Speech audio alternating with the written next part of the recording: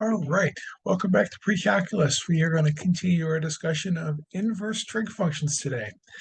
So, it says use a calculator. This is very commonly a type of quiz question I would ask you. Use a calculator to approximate the degree measured in one decimal place, um, and then tell me that it's between 90 degrees and 180 degrees. Okay, so let's take a look at what's going on here. So right now we have sine theta equals, okay, so we want the sine of theta is equal to 13 over 19. This is not a ratio that you should know off the top of your head, so that's okay.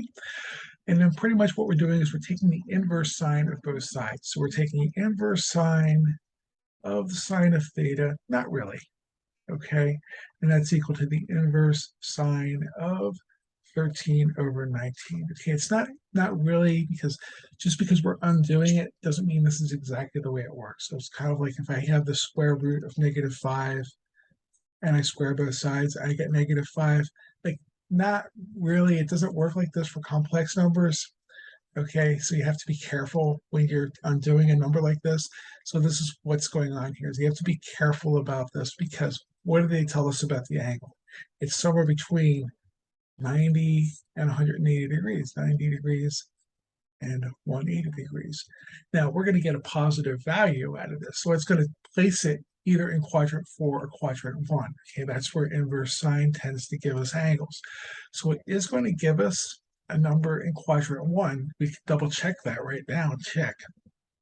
Okay, but again, this is not a number you're supposed to know.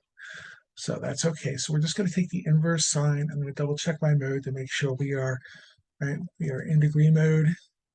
Notice that the calculator, the answer has a little degree symbol up here, so we know they're not trying to fool us into accidentally doing a radian. So we want inverse sine, okay, of 13/19. 13 divided by 19.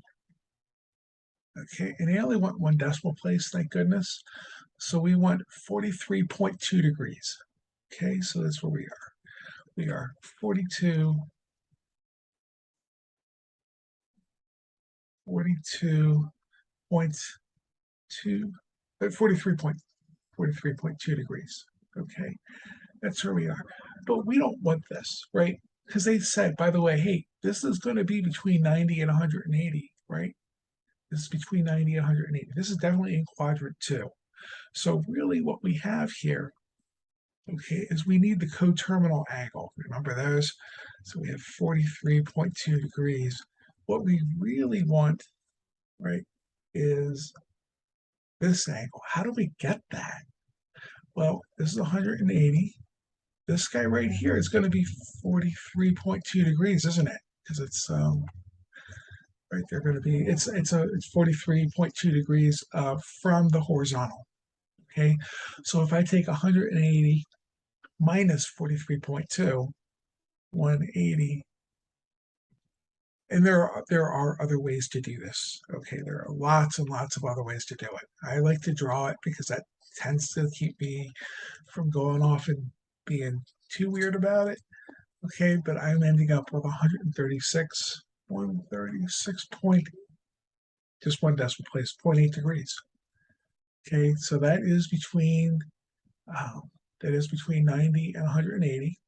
Okay, so we're in the right quadrant, and we can double check this, right? We know what is 13 divided by 19? 13, I just want 13 divided by 19. Okay, and if I take the sine, okay, so we're just double checking this, and I want 136.8 degrees equals, we should be getting the same number. Hey, look at that, we did. Okay, so my answer here is going to be 136.8 degrees. Okay, so we have 136.8 degrees. We'll go ahead and check that. Hooray, and we should be good to go. Okay, so that's kind of what a lot of these problems tend to look like. I'm going to quit while I'm ahead because I've tried this a couple of times now, and I tend to only want to post these when they're perfect rather than lead you off a beaten path and then let you get clubbed by bandits or something. So we don't want to do that.